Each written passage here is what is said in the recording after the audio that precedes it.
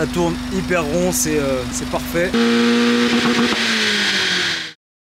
Bienvenue chez Gamma Speed Shop pour ce nouveau vlog hebdomadaire. Alors, on a eu 15 jours sans vidéo pour une raison simple, c'est qu'on a été très pressé par le temps pour finir des voitures de compétition qui devaient sortir dans des délais extrêmement serrés. Donc il a fallu réellement charbonner et se concentrer sur les véhicules, se concentrer sur la conception, se concentrer sur faire du bon boulot, et on n'a pas forcément eu le temps de poser la caméra en permanence et de faire les choses dans les règles. Donc là on va reprendre le rythme des vlogs hebdomadaires avec des projets divers et variés qu'on a en ce moment. Au programme cette semaine, on commencera par une petite MX5 NC avec un kit BBR Super 200 comme on en a fait quelques-unes maintenant. On a commencé à en faire pour la petite histoire en 2020 dès l'ouverture du shop et ça fait 4 ans maintenant. Littéralement les conversions BBR se comptent en dizaines. Viendra ensuite une petite partie sur une FD, une RX7 FD sur laquelle on a fait un chantier assez global sur la préparation du moteur et du châssis tout en conservant le biturbo d'origine. Donc il y a toute une partie sur le refroidissement assez intéressant. J'espère que vous pourrez apprendre quelque chose. Et enfin troisième partie, conversion en calculateur programmable et flex fuel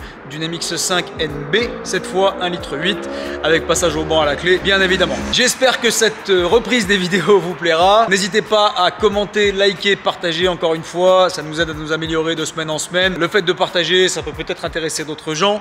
On essaye toujours d'être le plus technique possible tout en restant dans des explications compréhensibles par tout le monde. L'idée c'est vraiment de partager avec vous la technicité qu'implique le travail de préparateur. Encore une fois, être préparateur ne veut pas dire simplement boulonner des pièces entre elles et espérer que ça fonctionne. Quand on prépare une voiture, c'est une réflexion au global qu'il faut avoir en fonction de l'utilisation de la voiture, en fonction de ce qu'on souhaite en termes de performance, de longévité. Donc on se doit de vraiment prendre les projets dans leur ensemble afin de pouvoir proposer à nos clients des résultats performants et aussi fiables que possible. Bon visionnage!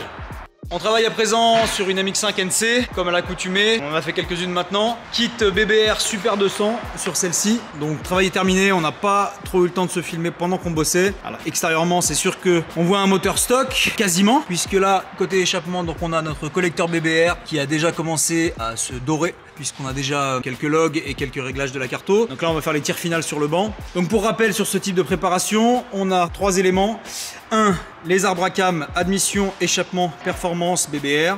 2. Le collecteur d'échappement inox 4 en 1, catalysé ou non. Et 3e élément, le filtre à air sport dans la boîte à air. Donc ces 3 éléments nous permettent de passer de 160 chevaux d'origine sur le 2 litres à environ 200 chevaux. A noter tout de même un petit détail. Donc BBR propose le collecteur 4 en 1 catalysé ou non. On a eu les deux sur le banc, on a posé les deux, on a réglé les deux et on a une différence grosso modo de 5 chevaux entre les deux configurations. Donc quand on choisit l'option collecteur catalysé, pour peu que la voiture ait encore son catalyseur secondaire en position centrale de la ligne d'échappement, on passe la pollution au contrôle technique à tous les coups. Si on installe un collecteur non catalysé, on a une chance sur 2 je dirais, puisqu'on a eu des clients pour qui c'est passé, d'autres pour qui c'est pas passé. Donc moi pour 5 chevaux, très clairement, j'oriente tous nos clients sur la version catalysée. 1, parce qu'on sent absolument pas la différence, 5 chevaux de plus ou de moins sur une prépa à 200. Et 2, pour être tranquille au contrôle technique et ne pas avoir remplacé son collecteur avant chaque contrôle technique. Voilà, donc sur celle-ci on a bien un 4 en 1 catalysé, bon évidemment le catalyseur est un peu en dessous, un catalyseur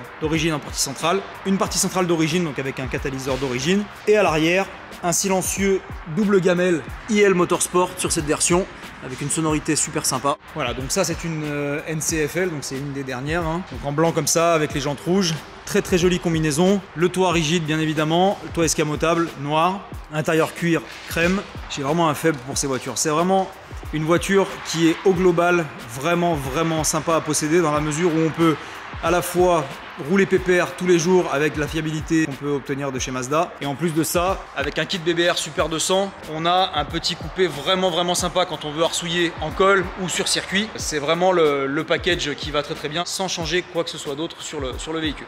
Voilà, donc la préparation maintenant et donc la mécanique est terminée, la voiture est sanglée sur le banc, c'est parti pour les tirs.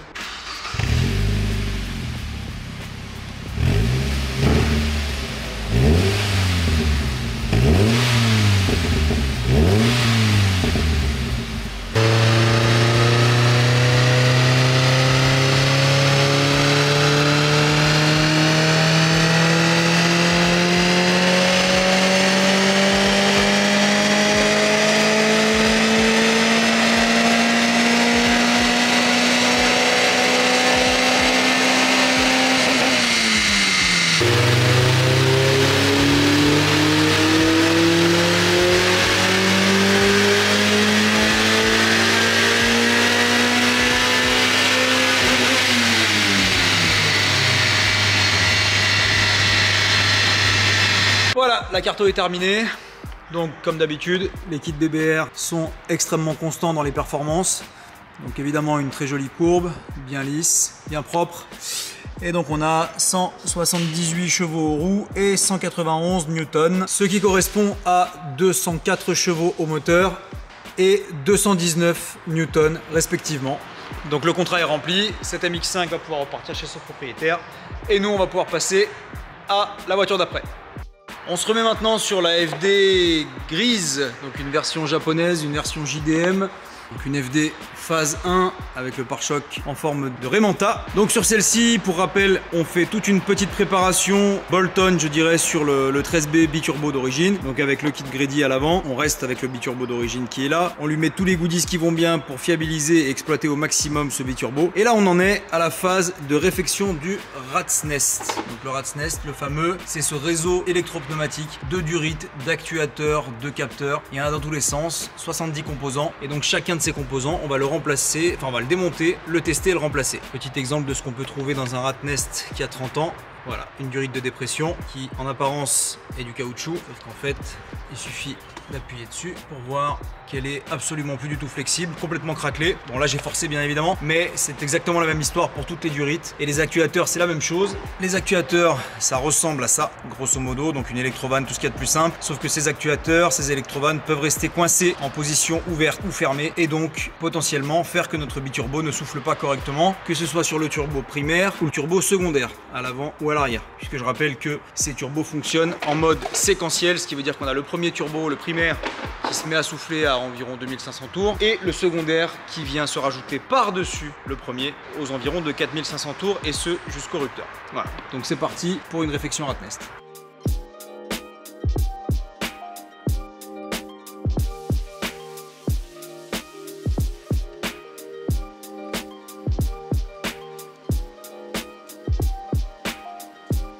On se remet sur la RX7 FD grise sur laquelle on fait, pour rappel, une prépa complète du biturbo d'origine. Donc on reste avec le biturbo d'origine, mais on fait un effort maximum pour en tirer le maximum de performance et le maximum de fiabilité. Donc on en est à quelques minutes du premier démarrage. Donc ce qu'on y a fait, c'est installation d'un kit Grady en V-mount, donc avec l'échangeur par-dessus, notre radiateur d'eau Grady par-dessous, avec le ducting de partout pour pouvoir canaliser l'air dans chacun des radiateurs. Petite particularité sur ce setup, on garde la climatisation et petite particularité dans la particularité, contrairement à un setup Grady habituel où on est obligé de mettre la batterie soit derrière les sièges à la place des strapontins passagers, soit dans le coffre, notre client a voulu une intégration maximum et donc la batterie devait rester dans la baie moteur. Donc c'est chose faite avec une batterie Odyssey, donc plus petite dimension qu'une batterie d'origine. Le kit Grady est modifié en conséquence pour pouvoir être décalé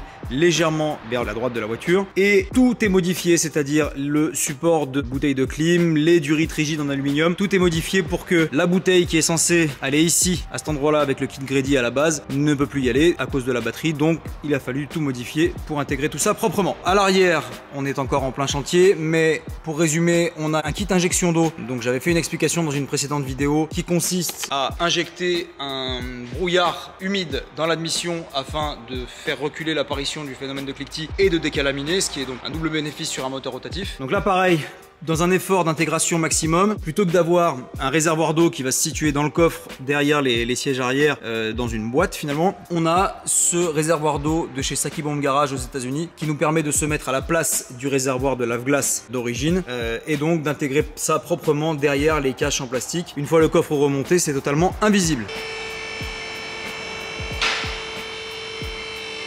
On continue avec l'intégration du kit d'injection d'eau. Donc toujours pareil, dans un souci de discrétion, encore une fois, on se répète, on a un support en tôle acier plié, donc découpé plié, qui vient intégrer notre pompe à eau ici, sous le châssis. Donc on a tout le réseau de durite d'eau, le réseau électrique, bien évidemment. Voilà, donc là la pompe est située à l'avant des roues arrière. Derrière finalement les places arrière, parfaitement intégrées, parfaitement protégées.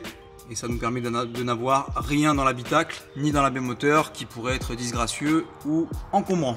J'en profite tant qu'on est dessous pour jeter un œil à notre kit Grady. Donc on a notre radiateur de liquide de DA qui n'est autre qu'un simple tube aluminium cintré comme il faut, les tubes en alu du radiateur d'eau, notre radiateur d'eau Grady avec ses soudures littéralement parfaites et notre échangeur derrière avec le ducting pour vraiment canaliser l'air, forcer l'air à l'intérieur des radiateurs. Puisqu'encore une fois, je l'ai déjà dit dans une vidéo précédente, je le redis aujourd'hui, vous pouvez mettre le plus gros radiateur du monde, si on ne force pas l'air à l'intérieur, le radiateur ne servira à rien et la voiture surchauffera quand même. Et à contrario, on a vu des setups extrêmement poussés qui arrivaient à s'en tirer avec des petits radiateurs parce qu'on avait un ducting et des écopes extrêmement efficaces et tout le flux d'air qui arrivait sur ce radiateur était obligé de passer à travers et donc maximiser l'efficacité du radiateur. En plus de la préparation moteur sur ce véhicule, le client nous a demandé de faire un rafraîchissement du châssis. Donc rafraîchissement du châssis, ça veut dire remplacement de tous les cils en bloc par, en l'occurrence, du Powerflex ici en polyuréthane, mais pas que, puisque sur FD on a à la fois du cil en bloc mais aussi des rotules. Donc pour ceux qui connaissent un petit peu les RX-7, ils savent que c'est la maladie sur ces voitures. On a des rotules en fait au niveau de nos triangles arrière notamment, et ces rotules prennent du jeu et on se retrouve avec une voiture qui fait clac clac à chaque accélération et chaque ralentissement et chaque freinage. L'erreur à ne pas faire, c'est de remplacer ces rotules par des cils en bloc. Grosse erreur puisque ça modifie drastiquement la cinématique du train arrière. Le train arrière ne travaille plus du tout comme il devrait, les différents tirants et bras de suspension sont pincés plutôt que de travailler en harmonie les uns avec les autres. Donc il faut tout simplement, ni plus ni moins, remplacer les rotules qui ont pris du jeu par des rotules de qualité équivalente, donc soit OEM Mazda, soit d'autres entreprises qui font aussi d'excellents produits. Voilà, donc là-dessus tout a été remplacé, tous les cils en bloc de pont, cils en bloc de train arrière et bien évidemment cils en bloc de train avant, bar stab et compagnie.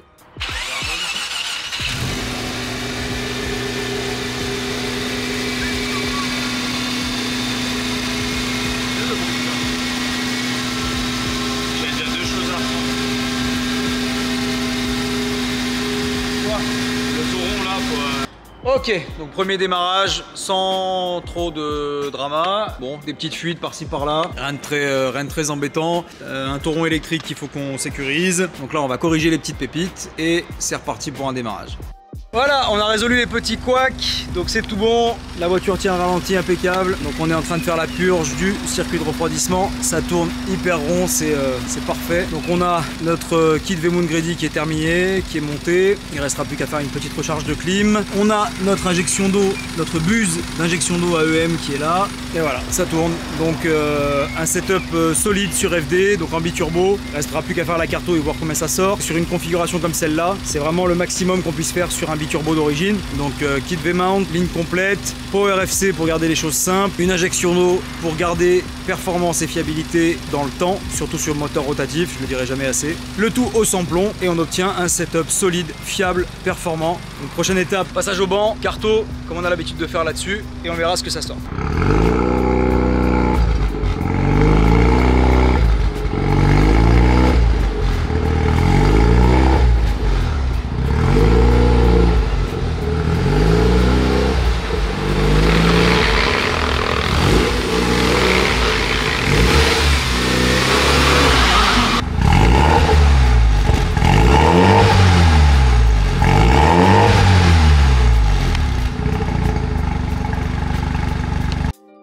On passe maintenant sur une MX5 NB 1,8 litre qui est venu chez nous pour une mise à jour de son calculateur et une carto par-dessus. Donc le client là-dessus nous a fourni un calculateur Speeduino qui est donc plug and play pour ce modèle.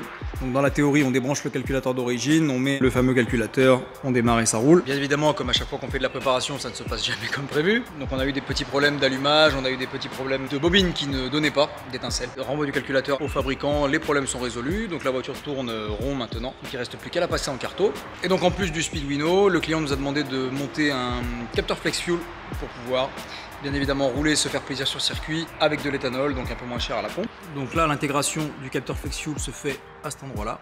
Donc on a fixé le capteur, on a tiré toutes les durites, faisceau électrique par dessus. On ne fait pas attention, c'est juste le faisceau du capteur de cliquetis qu'on a installé pour la carto. Somme toute une configuration quasiment stock, on a simplement un échappement. Voilà, donc c'est parti pour les réglages.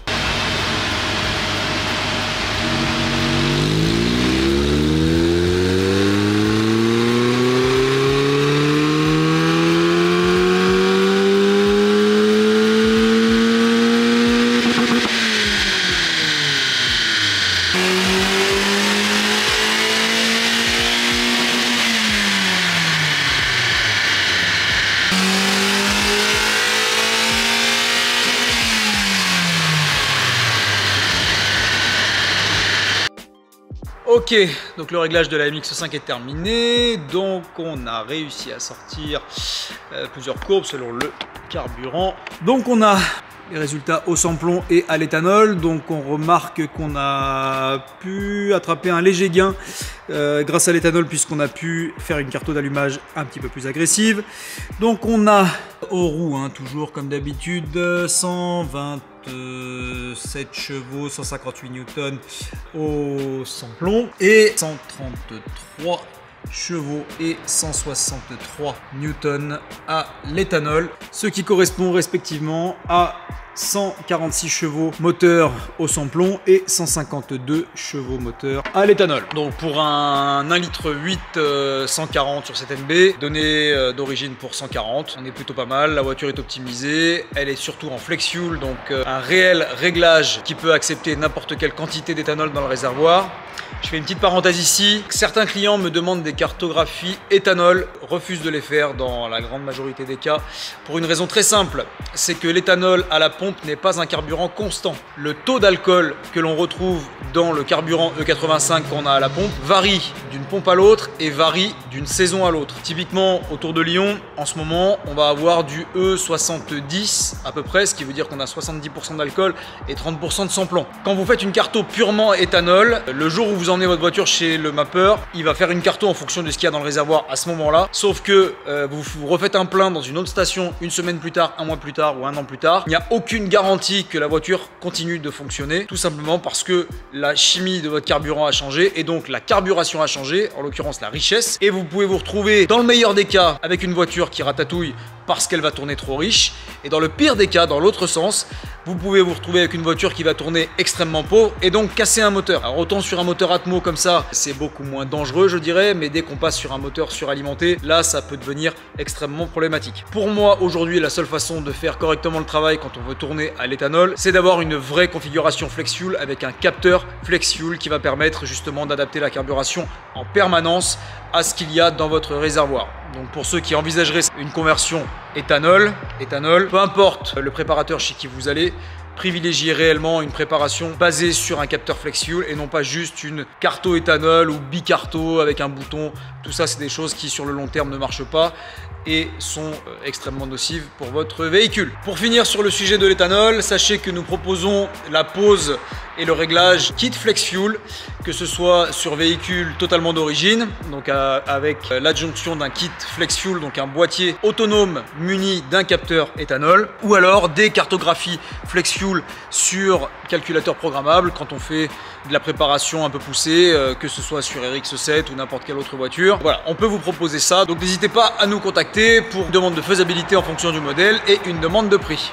Voilà qui clôture l'épisode de cette semaine, donc un épisode 100% Mazda pour le coup, c'est pas fait exprès, c'est juste tombé comme ça. J'espère que les explications ont été claires, j'espère que vous avez pu voir de jolies voitures, en espérant que ça vous ait plu. Comme d'habitude, n'hésitez pas à nous laisser en commentaire ce que vous en avez pensé, si vous avez même des questions techniques, ne pas hésiter. Pour tout ce qui est demande de travaux ou demande de devis, n'hésitez pas à nous contacter par mail ou par téléphone, donc contact@gamaspeedshop.com ou par téléphone.